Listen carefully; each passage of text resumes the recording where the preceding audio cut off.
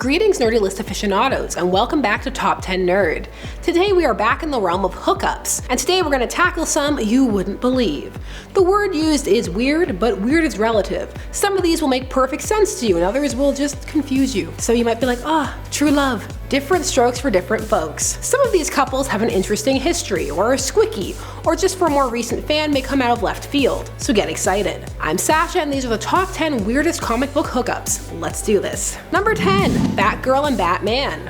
Did you think you were safe from the rooftop aggressive "you're not my real dad" lovemaking scene of the animated Killing Joke adaptation? Well, think again. The Killing Joke adaptation made some changes to the Barbara storyline, as there is a circle out there who feel that the Killing Joke is misogynistic, and that as a female comic fan you should not like it. No one tells me what to do. I love the Killing Joke. The solution was to open the movie with Batgirl and have her have a plot about spiraling out of control when it came to violence and her anger. This culminated in her mounting Bruce on a rooftop when he confronted her, and the two having sex. And then her getting really weird about it, and him too. And then she gets shot and paralyzed, which places her firmly in love interest who got hurt territory, which is in no way better. But don't tell Brian Azzarello that. He will yell at you and call you a aka kitty cat.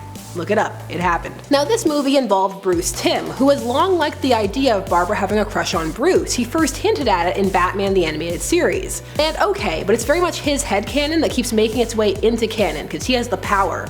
It also made it into the Batman Beyond verse, where she would miscarry his child. Sleeping with your son's love interest, and one of your close friend's daughters. Classy. Number 9. Scarlet Witch and Quicksilver. Of course we're going to talk about the incestuous relationship between twins Wanda and Pietro Maximoff from the Ultimate Universe. That is Earth 1610. This is a relationship that occurred cause edgy and cause it would make you care more about Wanda. This is one of those facts about the Ultimate Universe that people will never forget. It's up there with the Blob eating the Wasp, and then Giant Man eating the Blob, Tony and Black Widow's sex tape, Miles Morales. It also was odd cause the comic would shame Captain America for being squicked out by this. It would be all like, Capsicle, get with the times, banging your sister in the bushes while Wolverine watches, it's what the kids want.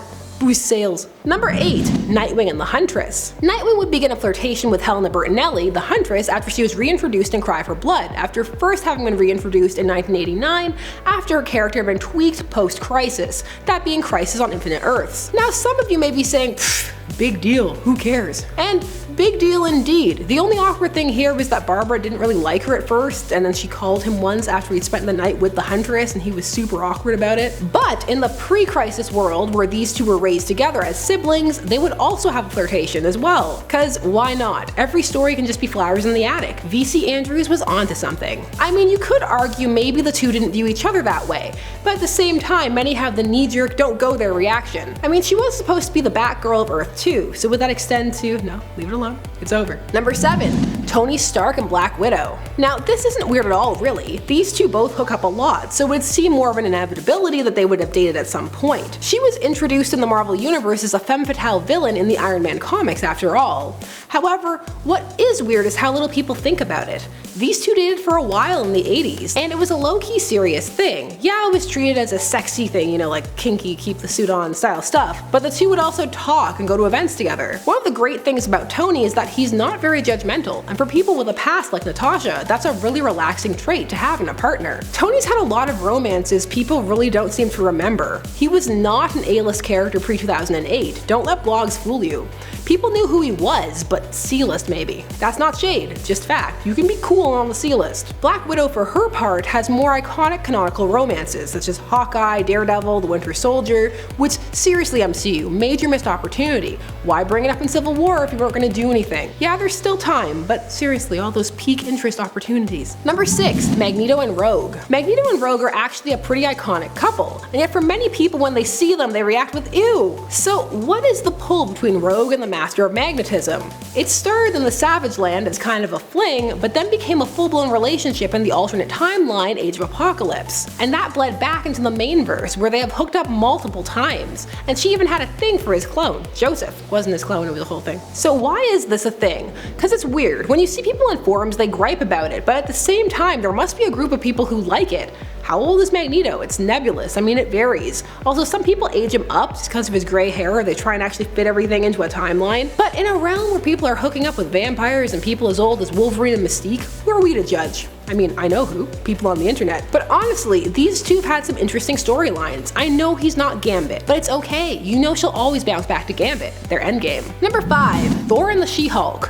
This sure is a relationship that is happened. We're dealing with a modern era Jennifer here, so the one who is more reminiscent of the Hulk than ever. She looks like him, struggles with her transformations like him, and also has a bit less control, though she's getting that back, like him. Some would argue in their move to modernize her by making her quote unquote ugly, which she isn't actually, just buff, and that opens up a whole other can of worms. They've made her more Hulk-like than ever. But you know who digs it, or dug it, before Carol beheaded him? Thor. Thor helped Jennifer regain some control over herself and is super into how mighty she is. Now they can smash together in more ways than one. I'm so sorry. Some would deem this weird because it just kind of seems to come out of nowhere, like, who can help Jennifer? I know, Thor. Why? Of course, for some, this is perfect, and these two have had some really sweet moments. And when they combine abilities, like with Gamma Lightning, that's pretty cool. Number 4, Rogue and Deadpool. Deadpool and Rogue were on the same team that Deadpool actually bankrolled, Uncanny Avengers. And she would actually find herself drawn to him, and the two would share a kiss that would somehow involve the transference of his appearance to her, which really, that's not a power. But it's actually just a manifestation of what his powers do to him. Still, it leads to a sweet moment where she tells him that she doesn't care what he looks like. She would ultimately be repelled by his more brutal nature, but would tell Gambit that he was a great kisser. Maybe because he was less attractive, he actually had to, hone his technique. Deadpool is a character who will just be thrown into romances, cause he needs love. Can there be a permanent love for Deadpool? Can there be permanent love for anyone? Is love dead? Number 3, Black Canary and Batman. Now really, there's nothing weird about this, but it is very out of left field. In the Bronze Age, this was flirted with. Black Canary had a crush on Batman, and he seemed to like her as well. It was a bit of a contrast to Ollie. Believe it or not, at the time, Bruce was the kind and considerate one. They would team up for a Brave and the Bold comic, where she would end up tied to a chair in her underwear, just cuz, and he would save her. Later in the All-Star Batman Frank Miller universe, her and Batman would have sex next to a bar that was burning down full of men that they had beat up. It probably smelled terrible. Honestly, they have potential, but if you take her away from Green Arrow, fans would riot. Even though that comic where they were married, he was, well, Ollie can be a bit trying, can't he? Give Bruce and Dina a chance. She's so solid and dependable and good with kids. They'd be such a power couple, and the world would tremble. Number 2, Quentin QUIRE and GWENPOOL. Quentin QUIRE is one of the new X-Men. He debuted in New X-Men number 134 in 2003, and he is/was, I'm not leaving myself open to anything, an Omega level mutant. He would end up dating GWENPOOL, the character created because of the popularity of a Deadpool variant cover, who was from our universe, like the real world, and had meta abilities, but found herself thrown into the comic book world. So this relationship happened when they were both on the West Coast Avengers. I mean, I get why she fell for him, with her penchant towards bad boy Edge and Danger, but why him to her?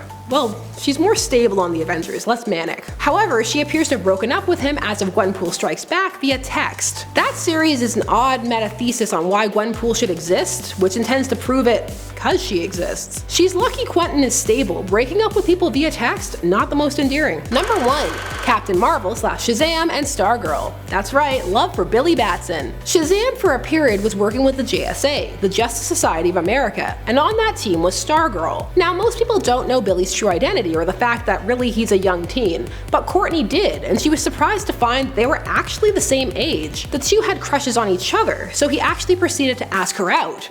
The problem, whenever he was at HQ, he was Shazam, so he looked like an adult asking out a teenage girl. The rest of the team did not react well. They thought that he was a creep, and it really hurt Billy's feelings and put a damper on their romance. Billy actually broke up with her and left the team rather than reveal his secret identity. And they didn't even get back together when the team found out that he was actually her age.